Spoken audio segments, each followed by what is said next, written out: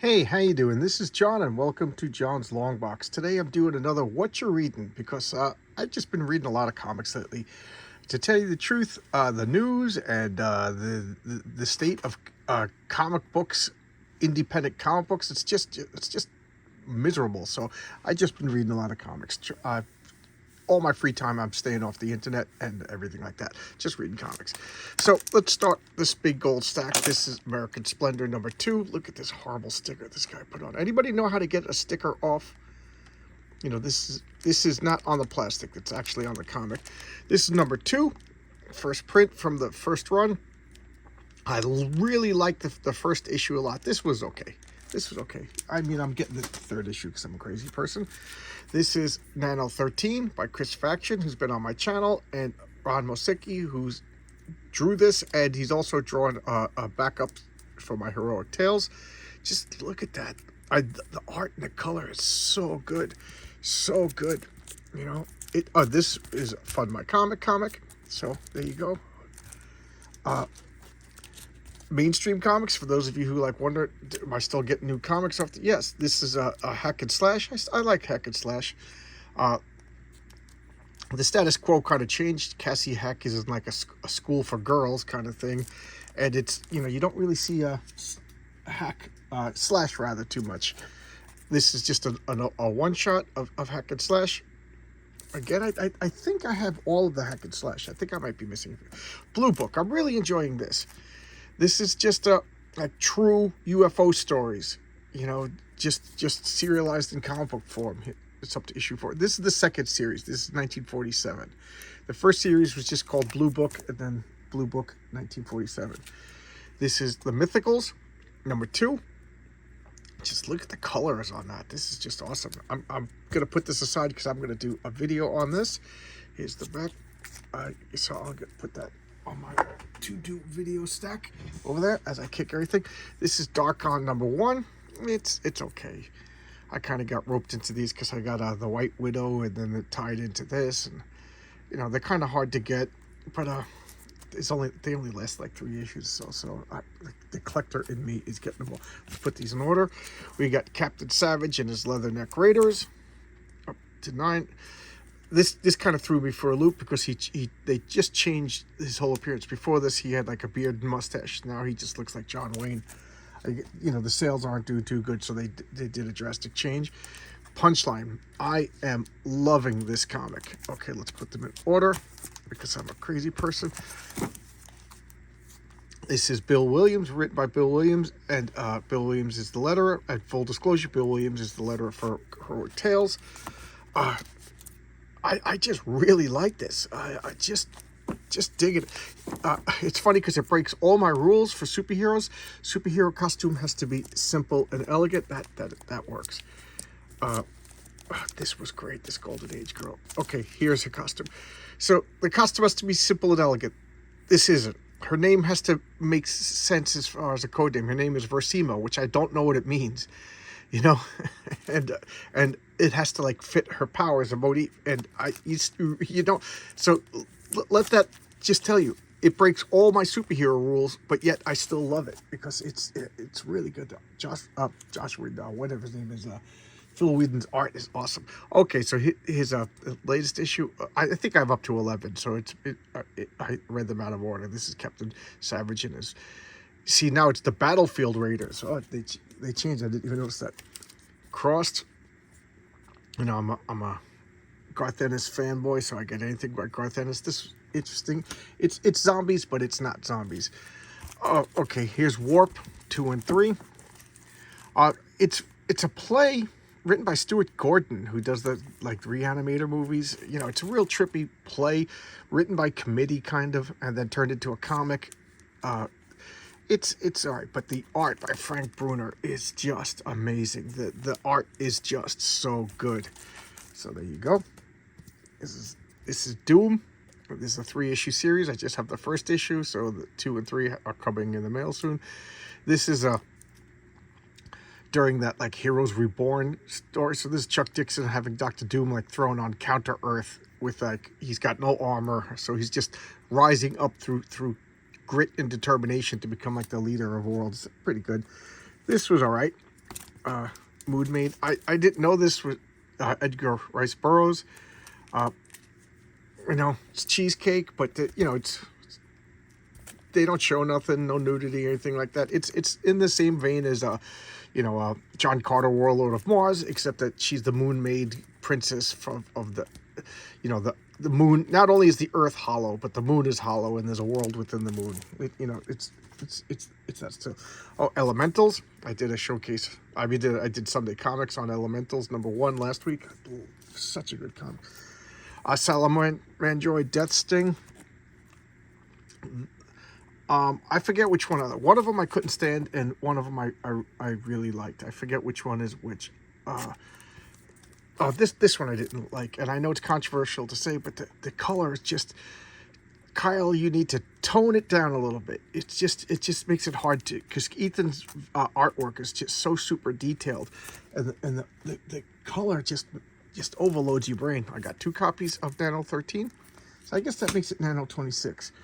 Love and Rockets. I gotta say, it's kind of losing its luster. I've been a Love and Rockets fan forever, and just Gilbert's art is just getting, I don't know. It's just losing its luster is the only thing I got to say. This is what's his name? Steve Gerber writing Giant Size. This was a mess. I was all excited to read this because I noticed that I was missing it. I'm like, oh, cool, a Defenders comic that I never read before. It is just a crazy mess. I think Steve Gerber, he could write really well, but what he does is I think he needs a strong editor to tamper down his insane instincts. This is The Rook, a real bizarre premise, but I ended up liking it anyway. And I'm also mad because I had a character called the Raven who's going to be in issue 3 of Heroic Tales, and then I said, you know what, there's too many superheroes named Raven, I'm going to change it to the Rook. And then this came out, so now I got to come up with another name. This was okay. You know, out of the Ghost Machines, this is probably my least favorite. I do like the idea of like mystic, like the founding fathers of you know, of the Constitution were like all mystics and spellcasters and stuff like that, but it's all right. This, I was gonna say this is my favorite, but the robot one, the Junkyard Joe, is just so good. But this is my second favorite. The premises in these, I have to say, are like a stretch, but it's good. And here's a Red Coat #2. This I loved. This I just bought this because I just love the creature from the Black Lagoon. This was good. This was really good. Yeah, of course, like the creature's only in like the last 3 panels on the last page, you know, but that's the setup. That's the way, you know, building suspense. But I dig it. It's pretty good. This was the Ghost Machine preview. What else? I can't really say anything other than what I already did. Codename Danger. Only lasted 4 issues. And I loved it. It's a normal human, like a spy. And what does he do? He listens to what the mission is going to be, and then he assembles a team. And the team is just like from like James Bond characters to superheroes to like paranormal hunters. You know, it's so whatever he feels needs the team. Like this is Captain Energy. He fought a guy in a gigantic robot suit, and then he assembles like just one magician. It's like a spellcaster, and then like a sexy to assassinate the new pope. It sounds it's good. And then the other thing that makes it, it's each issue is a different writer artist team. It was pretty good. I wish it lasted more than 4 issues.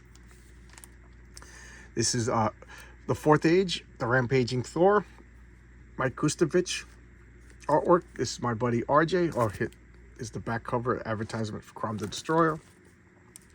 So this is RJ's version of Thor, and true to form, the mythological Thor and RJ's Thor are not the best of people. This is the Asgardians, Odin. I will be doing a video on this, so I'll talk about that in the video. And that's a spoiler. You know, when I'm doing a video of something, it means I like it. Oh yeah, issue 11 of Punchline, different artist, and it works. And focusing more on this character. So punchline is she used to be a superhero, and she was bleeding out. She was dying, and this girl came over to help her, and her powers transferred over to her. So she's the, the old wizened expert. She's like literally like hundreds of years old, training the newbie, and she's ruthless, cold, and everything. And she's young, optimistic, and doesn't want to. It's really good. This is Star Circuit. It's Joe Catapano. It's motorcycle racing in the far future on a colony far, far away. A lot of, it's like cyberpunk, I guess, is the way. This has the distinction of being the most recent DC comic that I've read, and it's got Tom King doing a Superman story. No, Tom King doing a Batman story, Scott Snyder doing a Justice League story, and Brian Michael Bendis doing a Superman story. 3 terrible stories. Now, I'm not just being mean because I don't like it, but this is supposed to be the top talent of DC. This was like, I don't know, just so bad. The Superman was all right, the best of 3, and this was just, I don't know, just ugly. Is it any wonder DC's doing bad? This is Silverline Comics. I'm going to put this on the side because I want to do a showcase on this. So you already know how I feel about that. Oh, that's going to fall. I don't want it to fall. It's got no bagel board. Okay. This was Fabian Nicieza. You should be embarrassed you wrote this. This is awful. The premise itself is not that bad, but oh my God. I worry about my dialogue in my comics. I'm sweating, rewriting dialogue, making sure it's good. And then Fabian Nicieza just tosses this garbage out. Oh my God. I mean, like I said, the art was good, Patrick Zerker, but it just bad dialogue just ruined it. So there you go. And I was so excited to see that there's Concrete Comics that I missed. So this is one of 2. And spoiler alert, I love Paul Chadwick's art. I love Paul Chadwick's stories, and I love this character, Concrete. So there you go. This is a rather long What You're Reading, because I've been doing nothing but reading. I'm going to work, working overtime, having some dinner, doing. I'm not even doing that many talks and making videos. Just a lot of, and then any spare moment, just been reading comics. So there you go. I'll see you tomorrow with another video. Bye bye.